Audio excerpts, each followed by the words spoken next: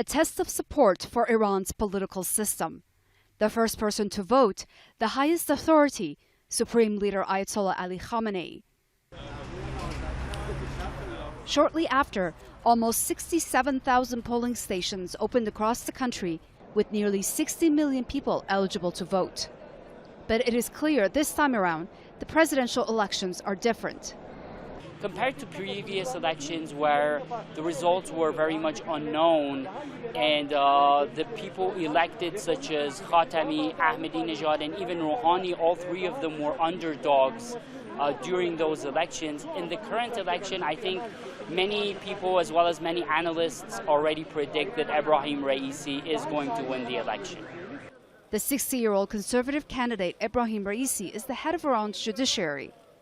He has been under EU sanctions since 2011 and US sanctions since 2019 for alleged human rights violations. Here, none of these things seem to matter to these voters.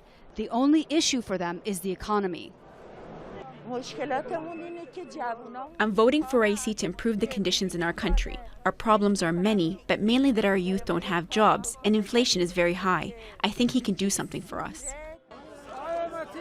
His only main rival has been this man, Abdul Nasser Hemmeti, the only moderate left in the race. The former head of Iran's central bank has been using his background in finance to try and convince voters he is the right man for the job. I've come to defend the very last piece of democracy that remains. I'm voting for Hemmeti. The most important issue right now is our economy. I hope he can fix it. I've come to vote so we can retain our democracy.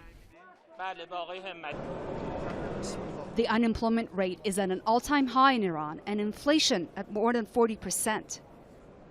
In Vienna, members of President Hassan Rouhani's team are in talks with the United States and other members of the UN Security Council to get the U.S. back into the nuclear deal known as the Joint Comprehensive Plan of Action, or JCPOA. And they're hoping a positive outcome will deliver the results that people want. Voter turnout is a major issue for officials here who hope they can rally the electorate. That compared to when Hassan Rouhani was elected 8 years ago, the next president may prove not so popular when he takes office in August.